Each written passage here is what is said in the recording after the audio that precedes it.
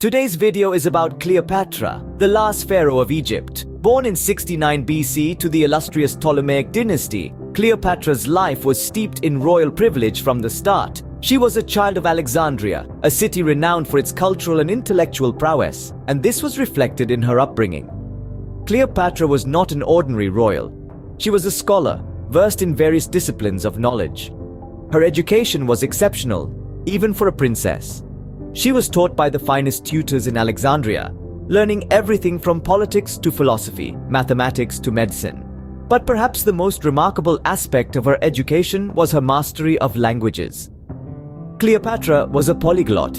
In addition to her native Greek, she spoke 9 other languages fluently, including Egyptian, a feat no other Ptolemaic ruler had achieved before her. This linguistic prowess would serve her well in her future reign and in cementing her legend. Born as a royal, Cleopatra was destined for greatness from a very young age. Cleopatra rose to power at a very young age.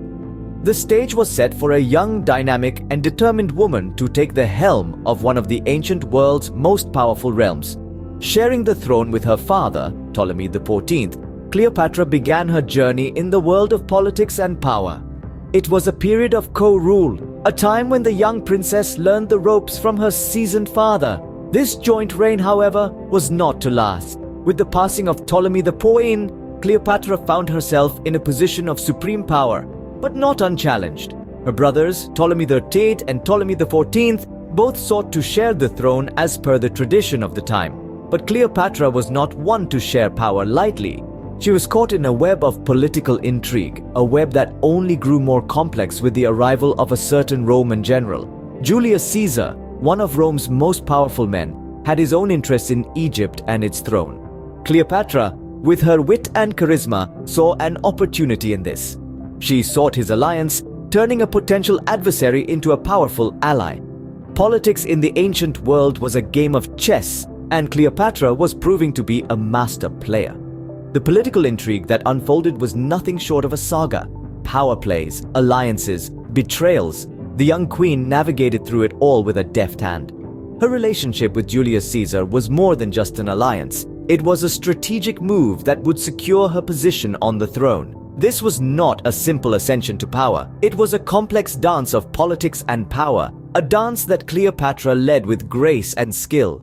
She maneuvered through the treacherous waters of Ptolemaic politics, outwitting her opponents and securing her place as the sole ruler of Egypt.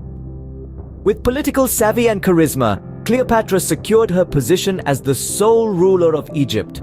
A young woman, barely out of her teens, had managed to outwit seasoned politicians and generals, becoming one of the most powerful figures in the ancient world. And this was just the beginning of her incredible journey.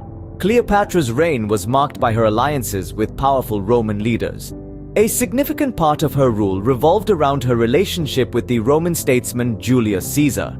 This connection was not merely political. It was deeply personal, multifaceted, and had far-reaching implications for both Egypt and Rome. Cleopatra and Julius Caesar first crossed paths in 58 BC when she was in exile. Their alliance was born out of necessity, but it soon blossomed into a romance that would shape the course of history. Cleopatra, with her intelligence, charisma, and political acumen, was more than a match for the Roman general. She wasn't just a queen seeking an ally, but a woman who knew her worth and played her cards right. Their relationship was not just about power, it was also about love. They had a son together, Caesarion, meaning Little Caesar, a symbol of their union and a potential heir to the thrones of Egypt and Rome. This was not a mere love affair. It was a strategic partnership that had the potential to create a dynastic line that could rule 2 of the world's greatest civilizations. But this alliance wasn't without its political implications.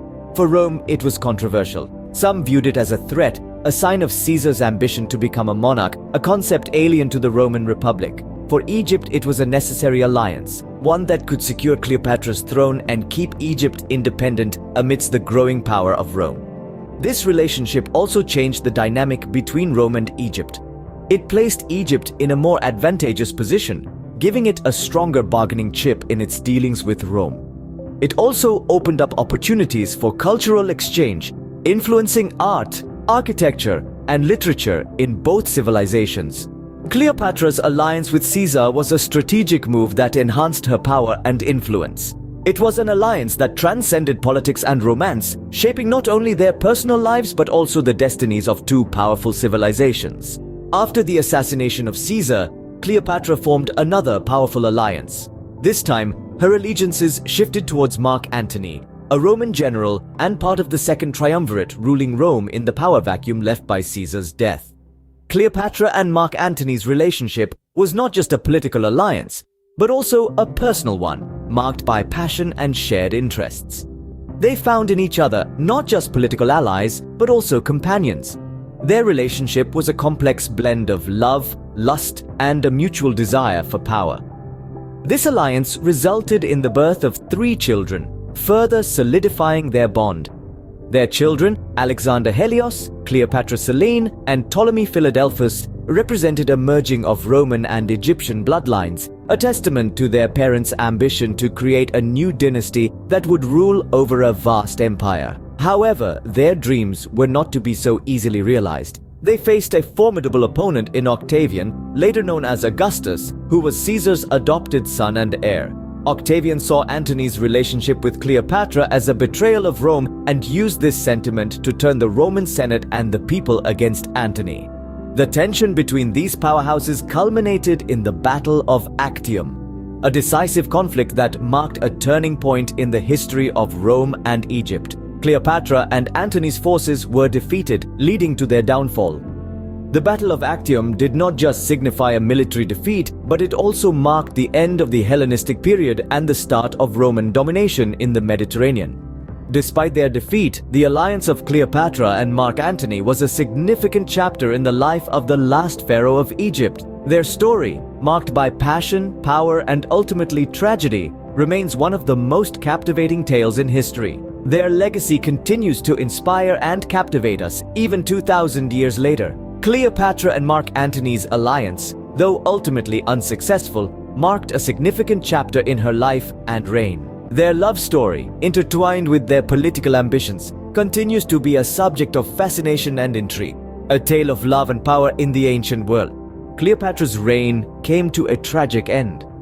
As the last pharaoh of Egypt, her demise was more than just the fall of a queen. It was the end of an era that had spanned thousands of years. The defeat of Mark Antony, Cleopatra's lover and ally, was the first domino to fall. The Battle of Actium in 31 BC was a devastating blow.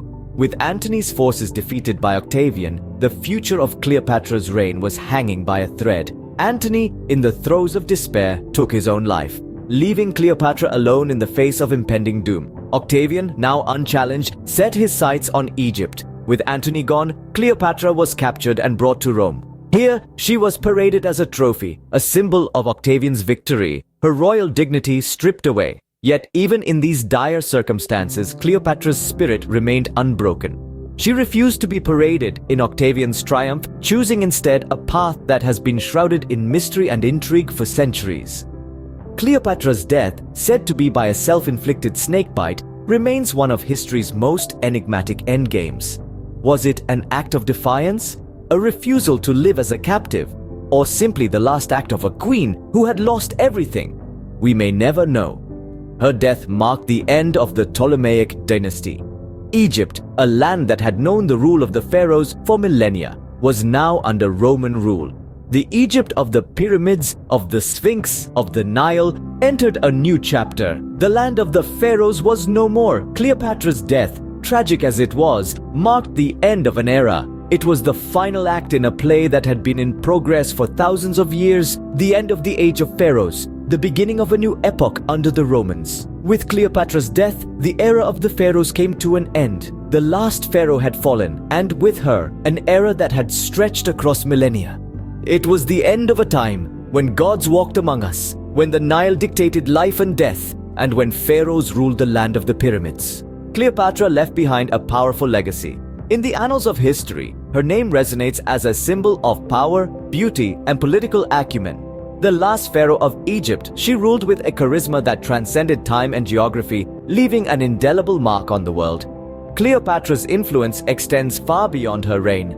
Her story has been retold in countless works of art and literature, from the plays of Shakespeare to the silver screens of Hollywood.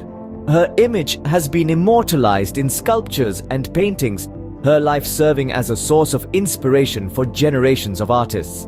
Her enduring fame as one of the most famous women in history is a testament to her unique blend of intelligence, beauty, and political savvy. Her life continues to captivate us, sparking intrigue and fascination. Her legacy is not just in her accomplishments, but also in the enduring allure of her persona. Cleopatra, the last pharaoh of Egypt, continues to captivate us with her story.